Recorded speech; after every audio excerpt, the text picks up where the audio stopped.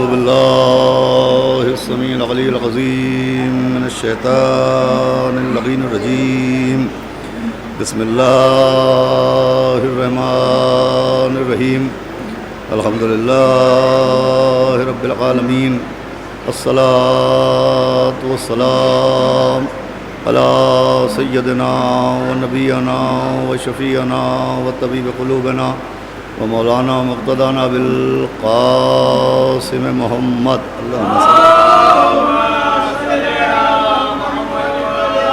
آلہ الطیبین الطاہرین المعصومین ولعنۃ اللہ علی اعدائہم اجمعین من یومنا ھذا الی یوم الدین اما بعد فقد قال اللہ سبحانہ تبارک وتعالی فی القرآن المجید والفرقان الحمید بسم اللہ الرحمن الرحیم الف لام میم ذالک الکتاب لا ریب فیہ ھدی للمتقین الذین یؤمنون بالغیب. ایک صلوات پڑھے محمد علیہ حضرات گرامی. ابھی تقریر کے بعد بارگاہ حضرت حجت میں شعراء کرام نذران عقیدت پیش کریں گے اور ناظم محفل جناب خورشید صاحب چند ہی لمحوں میں انشاءاللہ تشریف لانے والے ہیں. آپ کے سامنے تعمیل حکم اور حصول ثواب کی خاطر میں نے آج کے روز کی مناسبت سے گفتگو کرنے کے لیے قرآن مجید کے سورہ بقرہ کی جن ابتدائی آیتوں کو تلاوت کرنے کا شرف حاصل کیا ہے، ان آیتوں میں خداوند عالم نے اول اپنی کتاب یعنی قرآن مجید کا مختصر سا تعارف بیان فرمایا اور تعارف قرآن کے بعد اس قرآن کے نازل ہونے کا مقصد بھی بیان فرمایا اور قرآن سے ہدایت حاصل کرنے کی شرطیں بھی بیان فرمائیں. اعلان ہوا کہ الف لام میم یہ وہ کتاب ہے کہ جس میں کوئی ریب نہیں ہے، جس میں کوئی شک نہیں ہے، اور پھر اس کتاب کا مقصد بیان فرمایا کہ یہ کتاب ہدایت کے لیے نازل ہوئی ہے. مگر عزیزوں، قرآن کتاب ہدایت ہے، یہ بات حتمی ہے، طے ہے، لیکن قرآن سے ہدایت حاصل کرنے کے لیے ہدایت حاصل کرنے والوں میں بھی کچھ شرطوں کا ہونا ضروری ہے. جب تک وہ شرطیں نہیں ہوں گی تب تک قرآن پڑھنے کے بعد بھی انسان کو ہدایت نہیں مل سکتی. ایسا نہیں ہے کہ جو بھی قرآن پڑھے وہ جو بھی قرآن کی تلاوت کرے اسے ہدایت مل جائے. نہیں، قرآن سے ہدایت حاصل کرنے کے لیے ہدایت حاصل کرنے کی جو پہلی شرط ہے وہ ہے ھدی للمتقین. اعلان ہو رہا ہے یہ قرآن ہدایت ہے مگر ان کے لیے جو صاحبان تقویٰ ہیں، جو پرہیزگار ہیں، جن کے پاس تقوی کی دولت موجود ہے. اس کا مطلب قرآن سے ہدایت لینے کے لیے صرف تلاوت کی شرط نہیں ہے بلکہ تقوی کی بھی شرط ہے. جب تک تلاوت کرنے کے ساتھ ہمارے پاس تقوی نہیں ہوگا تب تک قرآن سے ہم کو ہدایت نہیں مل سکتی ہے. پہلی شرط ہے ھدی للمتقین. اور پھر کون متقین، ان کی پہچان بیان کی کہ ھدی للمتقین الذین یؤمنون بالغیب، کہ وہ صاحبان تقوی کہ جو غیب پر ایمان رکھتے ہیں. صلوات بھیجے محمد علیہ وسلم.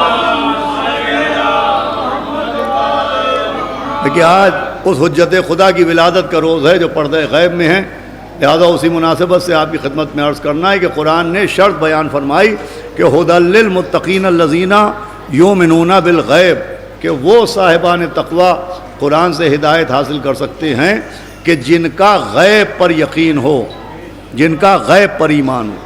اب عزیزوں، غیب کسے کہتے ہیں؟ غیب کا کیا مطلب ہوتا ہے؟ غیب کسے کہتے ہیں؟ تو غیب کی تعریف جو ہمارے علماء نے بیان کی ہے، تو غیب کی تعریف یہ بیان کی ہے کہ الغیب ما غاب عن العیون. غیب کی تعریف بیان کی گئی ہے کہ الغیب ما غاب عن العیون. غیب اسے کہتے ہیں جو آنکھوں سے غائب ہوتا ہے، جو آنکھوں سے نظر نہیں آتا ہے، جو بصارت کے دائرے میں نہیں آتا ہے. بہت غور سنیے گا، الغیب ما غاب عن العیون، غیب اسے کہتے ہیں جو آنکھوں سے غائب ہو. اب اسی تعریف کے تحت چونکہ جنت آنکھوں سے نظر نہیں آتی، جنت کو غائب مانا جاتا ہے. کوثر آنکھوں سے نظر نہیں آتا، کوثر کو غیب مانا جاتا ہے۔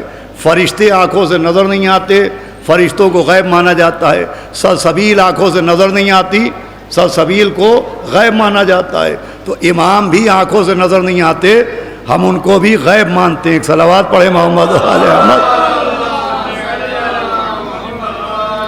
سنیے گا، غیب کیا؟ الغیب ما غاب عن العیون، غیب کہتے ہیں جو آنکھوں سے غائب ہو اسے غیب کہا جاتا ہے۔ جنت آنکھوں سے غائب ہے، وہ غیب ہے۔ کوثر آنکھوں سے غائب ہے، وہ غیب ہے۔ سلسبیل آنکھوں سے غائب ہے، وہ غیب ہے۔ فرشتے آنکھوں سے غائب ہیں، وہ غیب ہے۔ امام وقت آنکھوں سے غائب ہیں، وہ غیب ہے۔ اب ان آنکھوں سے جو چیزیں غائب ہیں ان پر یقین رکھنے کا نام غیب پر ایمان کہلاتا ہے۔ جنت پر یقین ہے تو یہ غیب پر ایمان ہے۔ کوثر پر یقین ہے تو یہ غیب پر ایمان ہے۔ سلسبیل پر یقین ہے تو یہ غیب پر ایمان ہے۔ فرشتوں پر یقین ہے تو یہ غیب پر ایمان ہے۔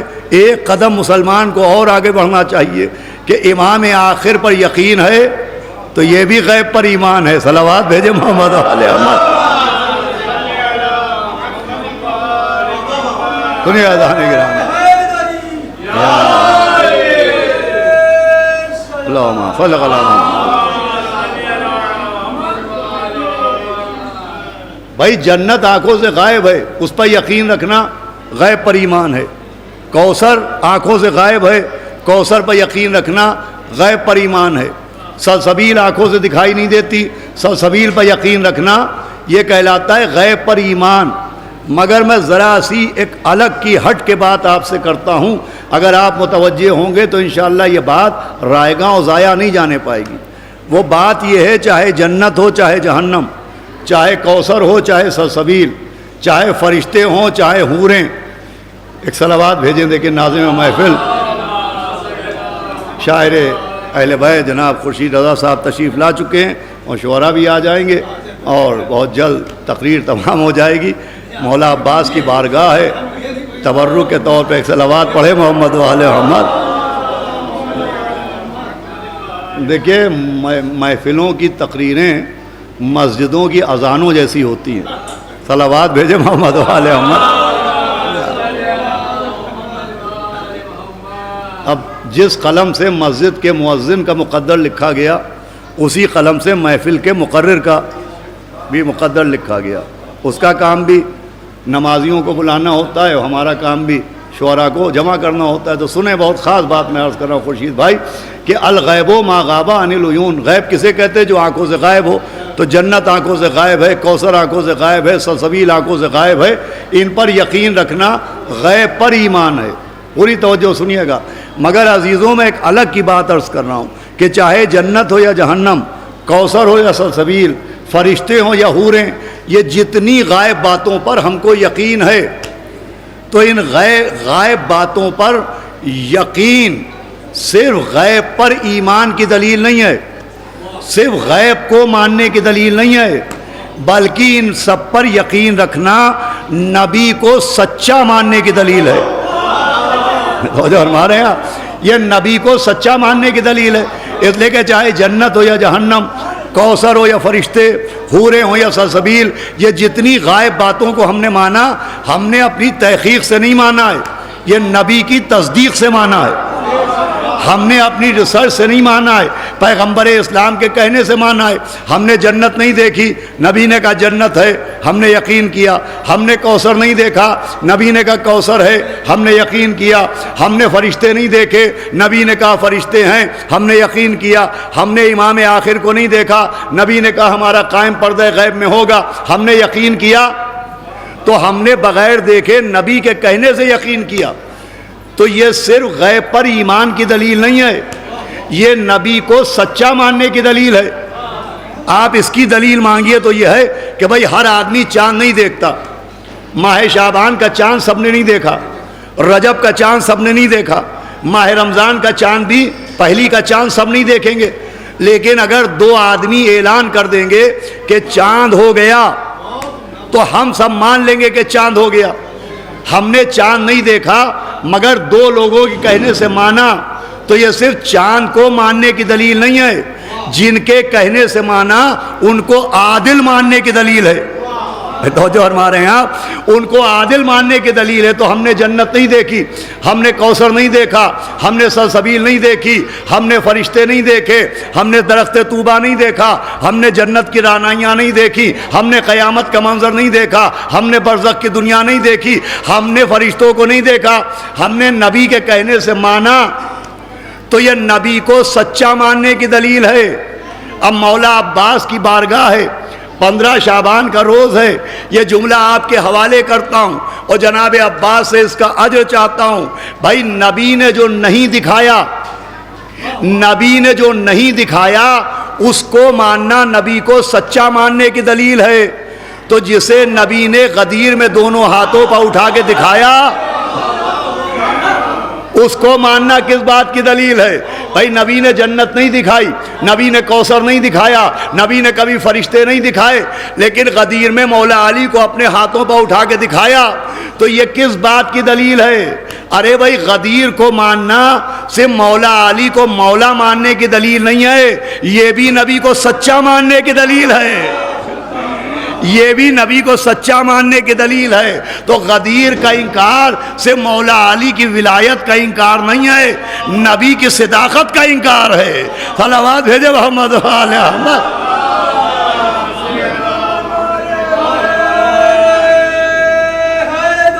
یا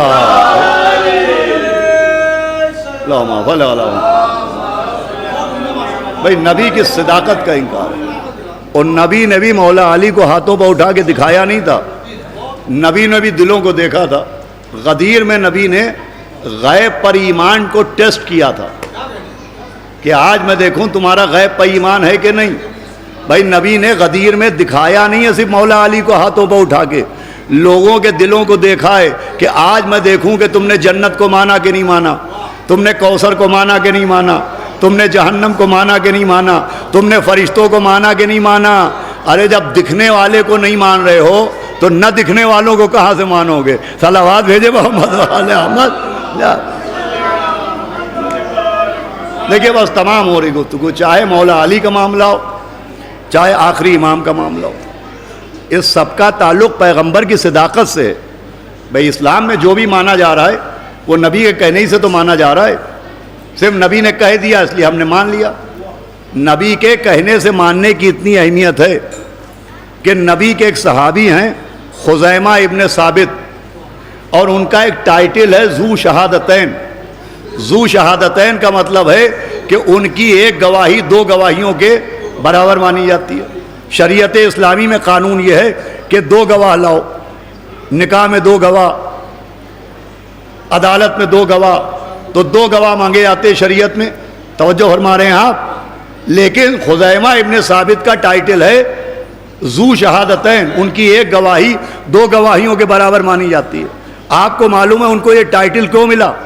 یہ اس لیے ملا کہ ایک دن نبی بیٹھے ہوئے تھے، اصحاب کا مجمع تھا، اور ایک یہودی آیا اور اس نے آ کے پیغمبر اسلام سے کہا کہ مسلمانوں کے رسول، تم نے جو مجھ سے ادھار لیا تھا، قرض لیا تھا، وہ کب واپس کرو گے؟ بہت توجہ سنیے گا. اس نے نبی سے کہا تم نے جو مجھ سے ادھار لیا تھا وہ کب واپس کرو گے؟ تو پیغمبر نے کہا میں تو تمہارا ادھار واپس کر چکا ہوں، قرض واپس کر چکا ہوں. تو اس یہودی نے کہا کہ اگر آپ نے میرا قرض واپس کیا ہے تو کوئی گواہ لائیے، کس کے سامنے آپ نے میرا قرض واپس کیا؟ یہودی نے نبی سے گواہ مانگا، نبی سے گواہ مانگا. کس نے مانگا؟ یہودی نے. اس کا مطلب معصوموں سے گواہی مانگنا پرانے یہودیوں کی پرانی عادت ہے.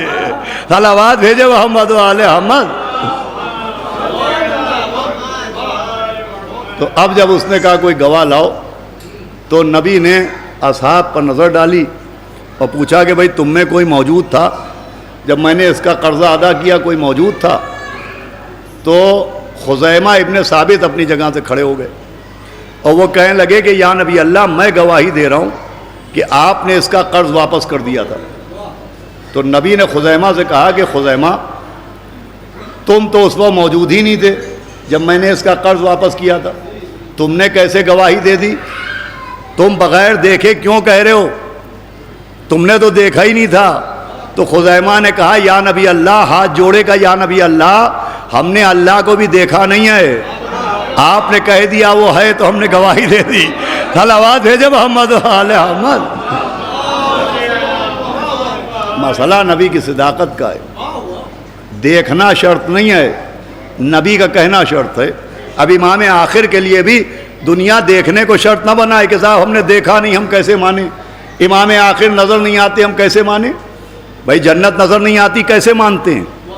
کوثر نظر نہیں آتا ہے، کیسے مانا جاتا ہے؟ فرشتے نظر نہیں آتے، کیسے مانے جاتے ہیں؟ کہ صاحب نبی نے کہا ہے جنت ہے، نبی نے کہا ہے جہنم ہے، تو جس نبی نے کہا ہے کہ جنت ہے، جس نبی نے کہا کوثر ہے، اسی نبی نے تو کہا ہے کہ آخر میں میرا قائم ہے، صلوات بھیجے محمد و آل احمد۔ بھائی اسی پیغمبر نے فرمایا، شیعہ و غیر شیعہ ساری کتابوں میں روایتیں موجود ہیں کہ نبی نے فرمایا کہ جو ہمارے قائم کی غیبت کا انکار کرے گا، پیغمبر کی حدیث ہے کہ جو ہمارے قائم کے غیبت کا انکار کرے گا، گویا وہ ساری باتوں کا انکار کر رہا ہے جو مجھ پر نازل ہوئی ہیں۔ ایک صلوات بھیجے محمد و آل احمد، ایک صلوات بآواز بلند پڑھے محمد و آل احمد۔ اب سنیے، بس 2 منٹ محفل تمام ہو رہی، شعراء بھی آ چکے۔ ایک مسئلہ صرف یہ ہے کہ صاحب وہ دکھائی نہیں دیتے، کیسے مانے؟ ایسے کہتے ہیں جیسے آخری امام دکھائی دے جائیں تو یہ قدموں پر سجدہ کر لیں گے۔ ارے پہلا امام تو نبی کے ہاتھوں پر دکھائی دیا تھا، تو کہاں مان لیا؟ صلوات بھیجے محمد و آل احمد۔ اے مولا حسن دکھائی دیے، کہاں مانا؟ مولا حسین تو نبی کی پیٹھ پر دکھائی دیے، کہاں مانا؟ صلوات بھیجے محمد و آل احمد۔ اور کہا صاحب مسئلہ صرف اتنا نہیں ہے، مسئلہ یہ ہے کہ اتنی لمبی زندگی کیسے ہو سکتی ہے؟ اتنے لمبے عرصے تک وہ زندہ ہیں اور پردہ غیبت میں کیسے ہو سکتا ہے؟ تو دیکھیے یہ پہلی غیبت نہیں ہے، تمام مسلمان اس بات کو مانتے ہیں کہ جناب عیسیٰ زندہ بھی ہیں اور غائب بھی ہیں، جناب خضر پیغمبر زندہ بھی ہیں اور غائب بھی ہیں، جناب خضر پیغمبر زندہ بھی ہیں اور غائب بھی ہیں۔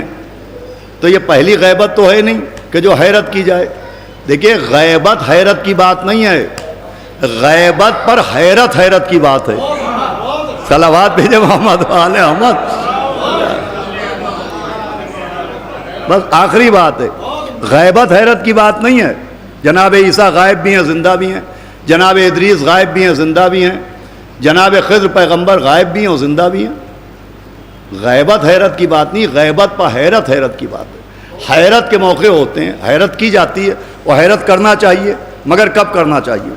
میں کہوں کہ صاحب ابھی میں محفل پڑھنے کے بعد ہوا میں اڑتا ہوا بجازے جاؤں گا دوسری محفل پڑھنے، تو آپ حیرت کریں گے، وہ آپ کا حیرت کرنا جائز بھی ہوگا۔ اس لیے کبھی آپ نے مجھے اڑتے ہوئے نہیں دیکھا، چلتے ہوئے دیکھا ہے، دوڑتے ہوئے دیکھا ہوگا، لیکن کبھی اڑتے ہوئے نہیں دیکھا، تو آپ حیرت کر رہے ہیں، آپ کی حیرت جائز ہے۔ آپ تعجب کریں یہ بھی جائز ہے، آپ مجھے دیوانہ کہیں یہ بھی جائز ہے، آپ کہیں چل گئے یہ بھی جائز ہے۔ صلوات بھیجے محمد و آل احمد۔ صلوات بآواز بلند بھیجے محمد و آل۔ تو میں نے دعویٰ کیا ہے، دعوے پر حیرت صحیح ہے، لیکن اگر میں واقعی ہوا میں اڑتا ہوا یہاں سے چلا جاؤں اور آپ لوگ مجھے اڑتا ہوا دیکھیں، اور میں پھر دوسرے دن یہ اعلان کروں کہ صاحب میں ہوا میں اڑتا ہوا جاؤں گا، تو جو مجھے پہلے دن اڑتا ہوا دیکھ چکے ہیں ان کے حیرت میں کمی ہوگی یا اضافہ؟ کہ صاحب آپ آنکھوں سے دیکھ چکے تب حیرت میں کمی ہو جائے گی اور یقین میں اضافہ ہو جائے گا۔ تیسرے دن پھر میں کہوں کہ صاحب میں ہوا میں اڑتا ہوں اور ہوا میں اڑتا ہوا جاؤں گا، اب تیسرے دن اگر وہ لوگ جو مجھے اڑتا ہوا دیکھ چکے ہیں وہ کہیں یہ ہو ہی نہیں سکتا، یہ ممکن ہی نہیں ہے، یہ پاسبل ہی نہیں ہے، یہ کیسے ہو سکتا ہے، یہ ممکن ہی نہیں ہے۔ اب جو لوگ 3 دن تک مجھے ہوا میں اڑتے ہوئے دیکھ چکے، اب اگر وہ حیرت کریں گے تو میرے دعوے پر حیرت نہیں کی جائے گی، ان کی حیرت پر حیرت کی جائے گی۔ کرے 3 دن اپنی آنکھوں سے ہوا میں اڑتے دیکھ چکے، اب چوتھے دن حیرت کا مقام نہیں یقین کا مقام ہے۔ تو عیسیٰ کو پردہ غیب میں دیکھ چکے، خضر کو غائب دیکھ چکے، ادریس کو غائب دیکھ چکے، اب 3 کے بعد یہ جو چوتھی غیبت پہ حیرت ہے، تو اس حیرت پہ حیرت نہیں ہے، ہمیں آپ کی عقل پہ حیرت ہے، آپ کے نسب پہ حیرت۔ صلوات بھیجے محمد و آل محمد۔ باز آنے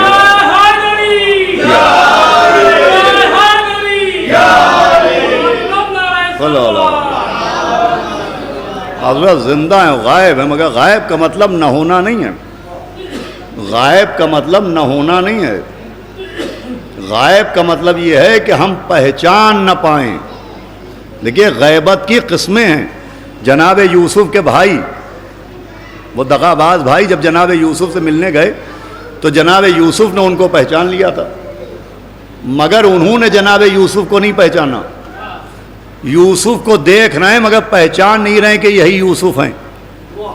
اس کا مطلب غیبت کا مطلب نہ ہونا نہیں ہوتا ہے، غیبت کا مطلب نہ پہچاننا ہوتا ہے۔ حدیثیں موجود ہیں کہ ہر مومن کم سے کم اپنے زمانے کے امام کو ایک بار زندگی میں دیکھتا ضرور ہے۔ اسی لیے جب ظہور ہوگا تو کوئی کہے گا انہیں تو درگاہ میں دیکھا تھا، انہیں تو کربلا میں دیکھا تھا، انہیں تو محفل میں دیکھا تھا، انہیں تو مسجد میں دیکھا تھا۔ صلوات بھیجے محمد علیہ وسلم۔ اور کیا عجب کہ اس وقت وہ یہاں ہوں، لیکن مولا عباس کی بارگاہ ہے، ان کے دادا کی بارگاہ ہے، وہ یہاں پر تشریف فرما ہوں گے۔ آئیے ہم آپ مولا عباس کا واسطہ دے کے حضرت حجت سے دعا کریں کہ صاحب الزمان آپ جب تشریف لائیں گے تو یوں تو آپ ائمہ معصومین کے وارث ہیں، لیکن آپ کے ہاتھ میں جو پہلی علامت ہوگی اور جو آپ کے نگاہوں کے سامنے ہر وقت ایک تبرک رہتا ہے، وہ آپ کے جد مولا عباس کا علم ہے۔ روایتوں میں ہے کہ حضرت حجت کے سامنے ہر وقت ایک علم موجود رہتا ہے، اور ہر وقت حضرت علم کو دیکھتے ہیں، اور جب وقت ظہور ہوگا تو اس علم کا پھریرا کھل جائے گا۔ علامہ مجلسی نے لکھا ہے، وہ علم سے آواز آئے گی کہ بسم اللہ ظہور کا وقت ہو گیا ہے، پردہ غیبت ہٹا دیجئے۔ علم بولے گا، علم بولے گا، علم بولے گا۔ لوگ درگاہ میں علم کے نیچے جب ہم دعا مانگتے ہیں تو لوگ کہتے ہیں صاحب علم کے نیچے کیا دعا مانگ رہے ہیں، کیا علم سن سکتا ہے؟ ارے جن کا علم بولنے کی قوت رکھتا ہو کیا سننے کی طاقت نہ رکھے گا؟ صلوات بھیجے محمد و آل محمد۔